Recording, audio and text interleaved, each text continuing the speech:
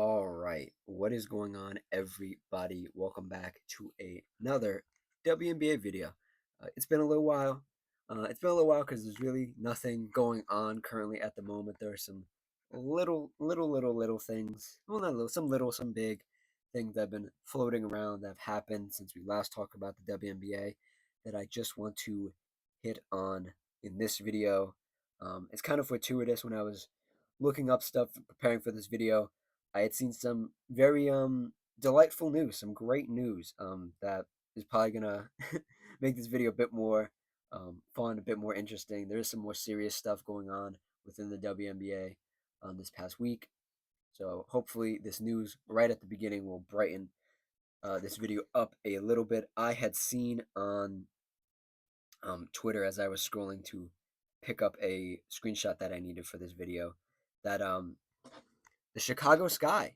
Not the last time we'll hear about them in this video, but perhaps the best news they've had in a little while here after their tumultuous start to the season. Um, this is breaking. Um, the Chicago Sky will retire Candace Parker's number 3 jersey on August 25th. Team announced Wednesday.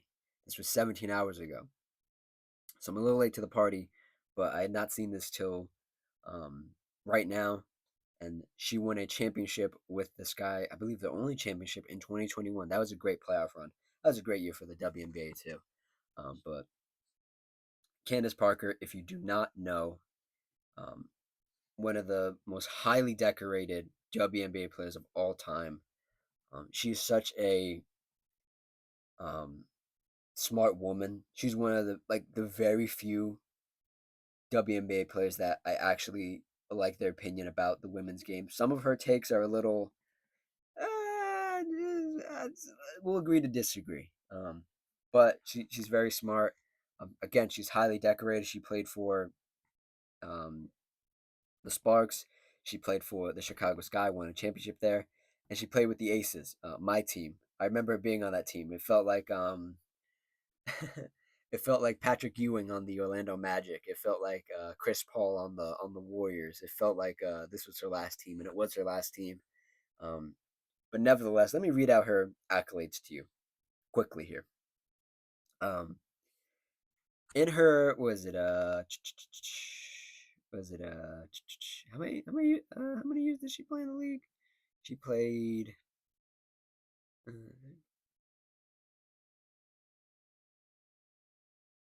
16 seasons. Yeah, 16 years. That's a long time. Yeah, 16 seasons, I believe, in total. Um, yeah, 16. Make sure I'm getting that right here. 16 season WNBA. She was in the WNBA way before I started watching, so she's been around a long time. Um, she was a 2-time MVP, a 7-time All Star, um, 3-time WNBA champ, 2 with the Sparks, um, Defensive Player of the Year in 2020, Rookie of the Year in 2008, Finals MVP in 2016, 10-time All WNBA, 2-time All Defensive, and she's the only WNBA player to win MVP and win Rookie of the Year in the same year. I don't think that's been done since. So she's a very highly decorated player. I'm not. Does she have her jersey retired by the Sparks? I feel like she doesn't. She might. If it happened, I must have missed it. But this might be her first jersey retirement. She is a Chicago native, or is she? No, she's she's related to Chicago. Yeah, she's from Naperville. Yeah, she's from What am I talking about? She went to Naperville. That's why she's from Chicago. Yeah, I know Naperville. Yeah, in Chicago, Illinois. Um, so she's from Chicago. So it means I imagine it means so much to her to get her jersey retired. I believe they still play at the United Center. At the United Center, go up next to the Chicago greats like Michael Jordan, Scottie Pippen. Then does Dennis Rodman have his jersey retired? I don't know. Let's just say in basketball, the requirements to get your jersey retired are sometimes very high for some franchises and sometimes very low. But in this case, I think it's a great honor for Candace Parker to get her jersey retired, and I'm happy I caught this. Um, just to round out this little segment here, that 2021 season when they won the WNBA championship, they were was it 16 and 16 on the season. They split their season. They were second in the WNBA Eastern Conference, and I don't think they were expected to win this championship, and they brought it there. They brought it to Chicago. Um, they won against Dallas in the first round. They won against the Lynx in the second round. Um, the Sun in the Connecticut Sun in the semifinals, and they beat the Phoenix Mercury 3-1 in the WNBA finals that year. That season for Candace, let's see what she did in that season 2021-2022. Let's see here. Yes, here it is. In this season, she averaged 13 points, uh, one block, almost one steal, 4 assists, 8 rebounds on the season. Um, let's see here. She had a pretty good field goal percentage. Um, played all of her games, I believe. Is that all of them? No, she only played 23. Yeah, 23. Didn't play all of them, but had a great year. Played 26 minutes, and she was in the later stages of her career. So for her, this isn't her best season, but this is one that I think she's talked about. And she remembers fondly, and she loved that season. And I think she was sad to see it end the way it did. But those windows are very short in any sport. Um, so yeah, let's move on to some other news. This is more of a wrap up, more of a what do you call it? A around the horn, so to speak. We're gonna talk about some other stuff here. This other stuff is a bit more serious. It's a bit more well, some of it is more real life implications. Some of it is just sports stuff, as usual. Um, it did come out after the Indiana Fever played the Liberty on the what day was this? Was the 24th? Yeah, on the 24th. They played on that Saturday. It came out on the 26th, a couple days after that. Indiana Fever guard Caitlin Clark suffered a left quadricep strain and will be out for a minimum of 2 weeks. The team announced on the 26th. Um, Further updates will be provided as available following reevaluation. So to break this down a little bit from my perspective, as somebody who's been watching basketball for 10 years, um, these muscle injuries are a little tough. The the quad, the calf, they're a little tough because they're a muscle injury, and you never really know when you feel right again. You sort of have to take baby steps in the recovery process. Luckily for her, it's only a strain. Um, but the way she plays, the pace that she plays at, I think might be a bit of a challenge to get her back in that 2 week window. Um, but I don't think she's out for the season, obviously. But this is a pretty big blow to the team. The team really revolves around her in a Steph Curry esque manner. They are 2-3 on the season now. They're below 500, and the team's gonna look rough for the time without her. Obviously, I think this is Caitlin's first big injury where she's out for more than like a game or so. She played a lot of games in college. She played a lot of games last. She played other games last year. She did have a huge break. She wasn't selected to Team USA. So she had a lot of time off. I just think this is one of those knick-knack injuries. It's nothing big, but I do think these muscle injuries and these other sort of injuries do take a bit more time than usually scheduled. So hopefully the Fever can stay afloat. There was some interesting news that came out after this though that I didn't really think about. Um, it was that um, when Caitlin Clark and Angel Reese were supposed to duel once again, obviously Caitlin Clark, Indiana Fever, Angel Reese, Chicago Sky, they were supposed to duel again on when was this? When is this? This is the I have to find it. Hold on, I have it pulled up. On January 7th, they're supposed to do it once more. And it was supposed to be a sellout crowd. The tickets were crazy, crazy high. If I can find it here for you. Let me see. Ah, yes, yes, yes, yes. So this is from Front Office Sports. I love Front Office Sports. Front Office Sports is mwah. This is their article. I won't read through the whole thing. I'll leave it down below if you want to click on it and check it out for yourself. Um, I will read their headline. This is their words, not mine. Caitlin Clark injury sends Fever road ticket prices plummeting. Caitlin Clark is at least out for a minimum of 2 weeks and expected to miss two road games, both of which have been moved to larger venues with larger capacities. Um, yeah, I forgot they had moved the venues too. So this is going to be a huge venue with empty seats. Um, blah blah blah blah blah. They go on and on and on about this, right? For a minute here. I am trying to find of course, there are ads popping up, you know. Ah, yes, here it is. Here's what I was trying to read earlier. Um, this is from their article. Uh, Get in ticket prices for the Fever's rivalry game against. It's not really a rivalry. Competitive game against the Chicago Sky on June 7th are down 71%. Let me repeat that. They're down 71% from $86.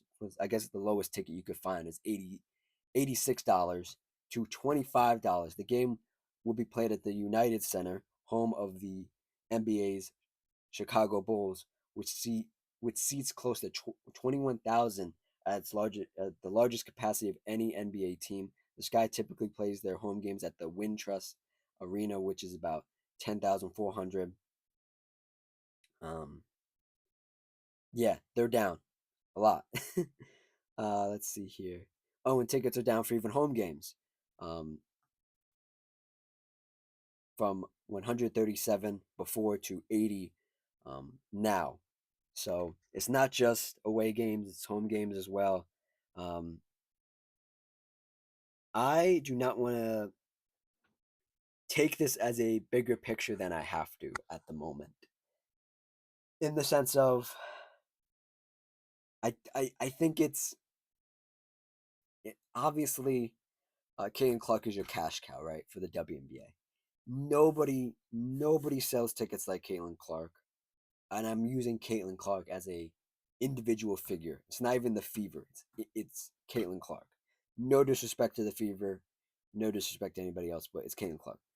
The reigning NBA champs, or the WNBA champs, pardon me, don't sell tickets like Caitlin Clark does. For whatever reason, there is a reason, but I'm gonna be a little uh more what's it called gran not granular, a little more open scope, you know.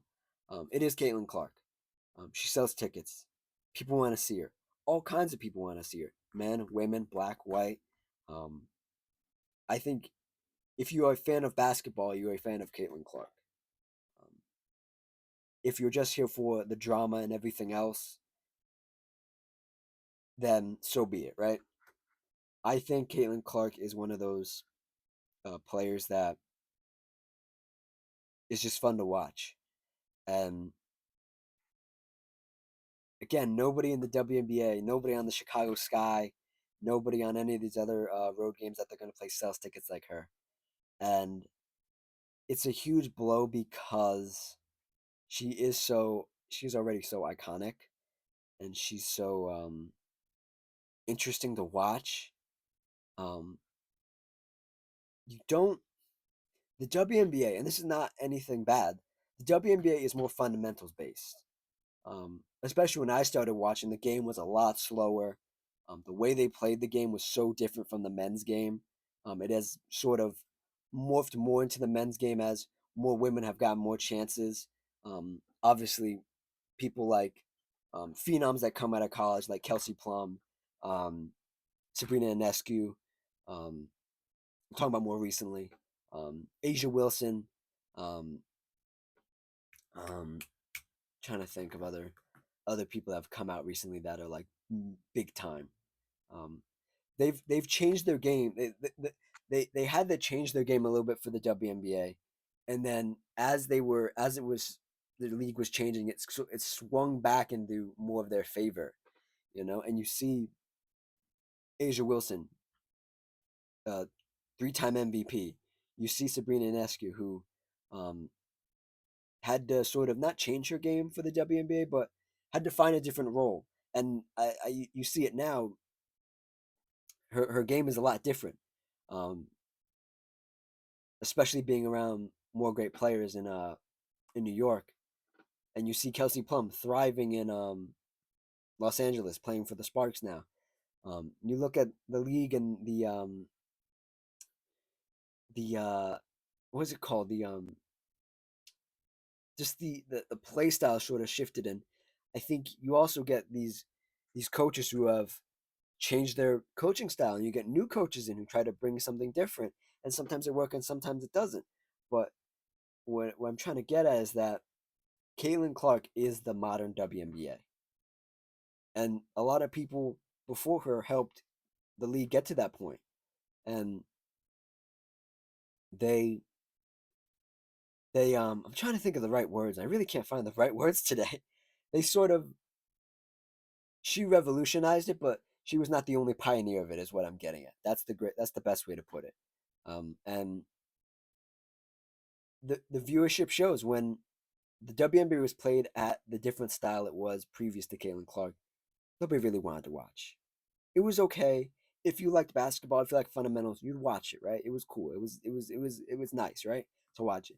Now it's sort of shifted in this whole new thing where it's like it's exciting to watch now, and it's so exciting to watch that more people are buying tickets, more people are going to the games, and even some of the players. I've read some articles and things and stuff on Twitter and Instagram that like even players that have been in this league a long time, they're just so like shook by negatively and positively by the increase of fans, like the yelling, the hooting, the hollering, the cheering for their team, cheering for the opposing team, whatever the case may be, you know, um, is so jarring. And I saw a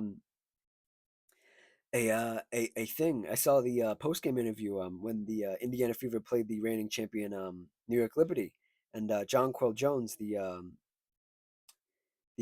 center for the New York Liberty, said this place is great. Indiana's great. It's so lively. It's so what's it called? It's so lively. It's so um, there's so much energy. It's so energetic. It's great here. These fans are great. And she's talking as like an opposing player. You know, and it's just such a stark difference to what it was for a lot of these players a couple 5 years ago, 6 years ago, when arenas were almost empty, to now where like they're moving to bigger venues, like the article said, and all these things are happening. And I don't want to say, because some people get mad if I say it's because of one person. It is because of Caitlin Clark. A lot of it is. Again, I'm one of those that think there's a lot of pioneers previous to her that tried to move the game forward, but nobody has managed to move it forward like Caitlin Clark. And that brings us to our last bit of news here. Um, a follow up to some news that I reported and a lot of people reported uh, when the Chicago Sky came to Indiana and played in Indiana. It was reported that, um, and even when I made my video, we didn't have all the details. It was reported that, there was some um, unsavory comments about race said to Angel Reese when they played in Chicago or played in Indiana. The Chicago Sky visited to play, um, and the WNBA had a follow up. Finally, after many many moons, many many days, and I had given my opinion when it came out, when the news had come out, and I said they're not going to find anything. If you can find anything, I would be so impressed, right? I would be, my socks would be blown off, because like the in perpetuity in on the other side, the NBA, like I said, I made a joke about it. I wasn't joking. They have like ex FBI agents on their security staff and everything, and like they will find if they want to find you to ban you or make you like pay a fine or something. They will find you. I'm talking about fans, They will find you, and they will find you, and they will fine you or ban you from every arena because that's what they do. They take this very seriously, right? And I thought it was a bit silly that the WNBA did this, right? And it had come out after I made that video that maybe the WNBA had been gaslit by Twitter um, to go seek this thing that didn't happen, right? Because people were talking about it and people were embellishing things that supposedly happened in the arena that they weren't even in, that they just said on Twitter for likes and whatever. Um, and again, I had said they're not going to find anything, and you know what happened? They didn't find anything. Um, so that's one for me on the season. Let me read this article from Michael Volpe on ESPN.com. This was updated on May 27th, so a couple days ago. Let me read it for you, um, word for word here for a minute. The WNBA announced today, on Tuesday, pardon me, it could not substantiate a report of racist fan behavior at the Indiana-Chicago game at Gainbridge Fieldhouse in Indianapolis early this month. And I quote, this is where the quote starts. We've investigated the reports of racist fan behavior in the vicinity of the court during the May 17th, 2025 Chicago Sky at Indiana Fever game, the league said in a statement. Um, Based on information gathered to the date, including from relevant fans, team, and arena staff, as well as audio, videos of audio and video review of the game, we have not substantiated it. End quote. And I start another quote. The WNBA is committed to fostering a safe and inclusive environment for everybody, and will continue to be vigilant in enforcing our fan code of conduct. End quote. The WNBA is investigating what it termed as hateful fan comments that were alleged to have occurred at Indiana's at after Indiana's Caitlin Clark fouled Chicago's Angel Reese in the third quarter of the team's season opener. Reese objected to the foul, which later is upgraded to a flagrant run. Blah blah blah. You know the whole deal. If you want to check out the whole thing, I'll put a card in the top right corner for my original video. You can click it. You can check it out. My opinion in the moment, but I'll also leave this article down below if you want to read the rest of it. I'm not going to read the whole article because that's not cool to plagiarize that stuff. Anyways, what I'm getting at here, and what I was getting at in my original video, and I don't think I was this voiced about it or this like candid about it. I will say it here because I'm not scared to say it, and some people are scared to say it. I think it's so freaking stupid to waste resources on something like this. I think the better the better point to make, because this is all about making a point. It's all about their new protecting players policy and everything like that. Which is fine. I think you need to protect the players. In any sport, you need to protect the players because these players deserve some respect. Because in a lot of times they're looked at as just like athletes and nothing more than that. But they are people and they deserve their space. They deserve their privacy and they deserve to be protected in any sport, men, women, sports, whatever. Um, I just think it's so stupid to waste resources on something like this. And you look like a fool. You look stupid. You look stupid. You genuinely look stupid doing this kind of stuff. I think the better point would have been to put a statement out, be like, hey, we've seen the reports of um, inappropriate conduct, racist conduct at this game. Um, it's all whatever. We don't even look into it because you got gaslit on Twitter. One of the WNBA admins was watching Twitter and somebody got gaslit um, to investigate a thing that didn't happen, that they couldn't verify. Again, they couldn't verify it. And you just take it as that and you say, hey, it's bullshit. Nothing happened at the game. End of story.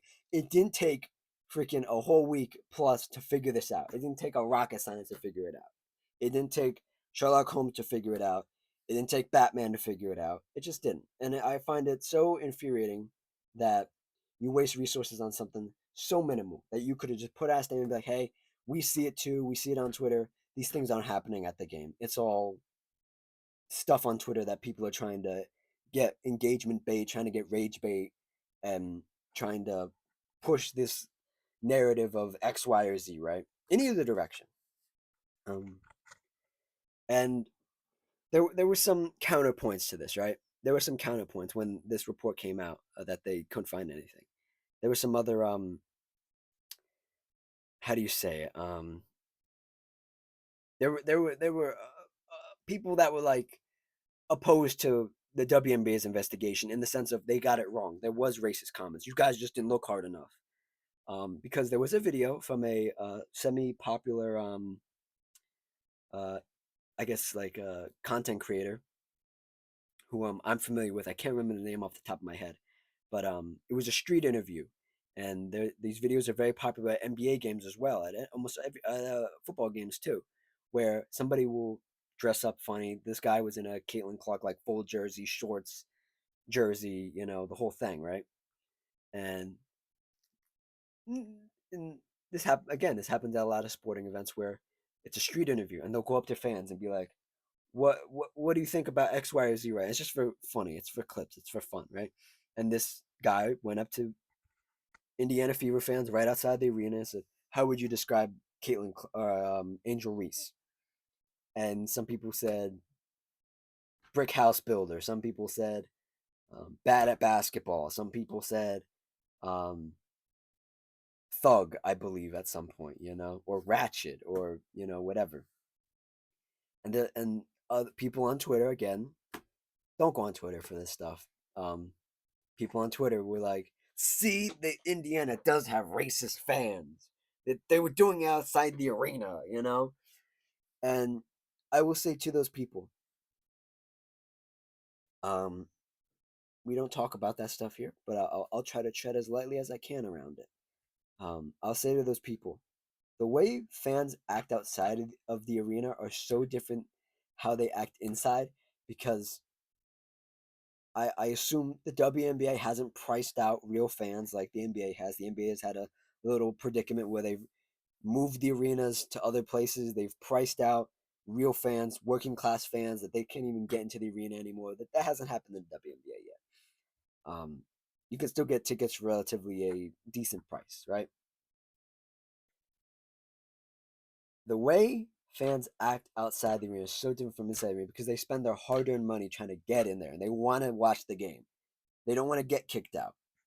I guarantee you a fan does not go into the arena trying to get kicked out unless it's for a YouTube video or something, right? Unless it's for like TikTok, right? And they're like, I got kicked out of a WNBA arena, and they make like the face and like, whoa, right? It's for clicks.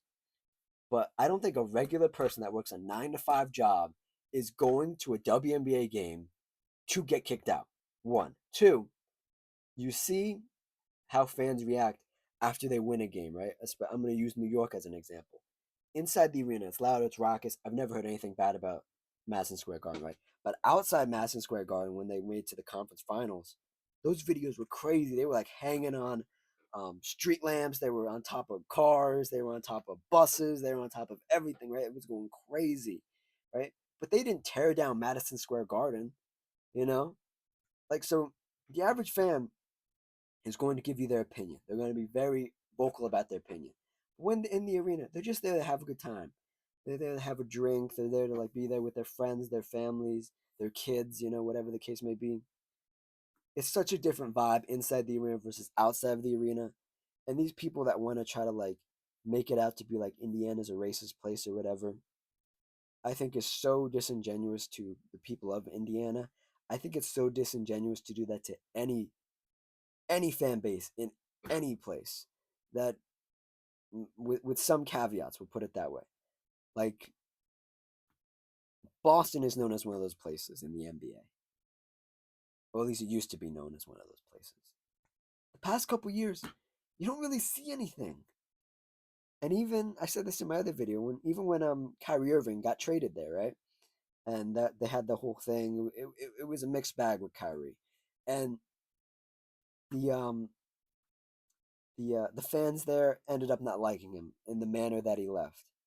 Um, and Kyrie has said publicly, they never said anything racist towards me. It could have been a hell of a lot worse. They kept it like about the game, about basketball, whatever, right? I think just deeming a place as, especially a fan base, as like something without like substantial evidence is just so out of pocket and so wrong in so many ways. And then when we start talking about banning certain kinds of people, we go down a slippery slope. You go down a slippery, slippery slope of just banning people because of political affiliations, because of things they've said. You go down a or allegedly said. You go down a slippery slope of ruining a sport that people are just trying to enjoy or just starting to enjoy on a goal on a countrywide scale. You start really segregating your fan base, and that's not what you want to do. If the WNBA is about in what is it called not exclusivity but inclusivity and all these things, right? There's a whole nother big conversation we had about that, and we're not here to talk about that. We're just here to talk about sports. I just thought I would follow up my original video, obviously with something that was concrete that the WNBA put out. Both teams also put out statements. I'll read these to you real quick and then we'll get out of here. This one's from the Indiana Fever. And I quote, in response to the WNBA's recent concluded investigations, Pacers Sports and Entertainment CEO Mel Raines has issued the following statement, and I quote, "We appreciate the swiftness and thorough process undertaken by the WNBA to investigate these allegations, which were not substantiated. At Gainbridge Fieldhouse, we are committed to providing the best possible basketball experience for players and fans where hate speech has absolutely no place. Indiana is the home of the world's greatest fans, and we look forward to an exciting season of Fever basketball," end quote. And the Chicago Sky also put out a statement. We appreciate this is the Chicago Sky put out a statement. This is from Adam Fox, Chicago Sky president and CEO, and I quote: "We appreciate the quick action by the league and the Indiana Fever to take this matter seriously and investigate. This demonstrates the league's strong stance to stopping hate at all WNBA games and events. We continue to support those efforts." I don't have a problem with this Sky quote because what did you stop? What did you stop? You didn't stop anything. You made a fool of yourself. And we're not gonna talk about Angel Reese crying wolf. That's so stupid. I don't know what she heard. I can't tell you what Angel Reese heard. I can't. So I'm not gonna say what she heard. I'm not gonna say she lied. All that other extracurricular stuff that people try to pull, they try to say things about everybody. I'm all for everybody being honest or trying to be honest. And if they get it wrong, they get it wrong. Maybe they misheard something. Maybe they thought they heard something. Maybe in the moment, maybe the adrenaline's going. You hear something, somebody always says something, whether it be on the court, on the sidelines, maybe just misheard something. I'm not going to go there. We're not going to talk about this anymore. We're not going to talk about anything like this anymore. It was just a big topic. And I figured, again, it deserved a follow up from me because if I just made the first video and not followed it up, it'd be doing a disservice to this league and to you guys. So if you like what I say, like the video, if you want to check out some more WNBA content, I'll put a card in the top right corner. You can click on the playlist. You can watch some other videos. And yeah, thank you for watching. Thank you for listening. All that good stuff. I will see you guys next time. Cheers.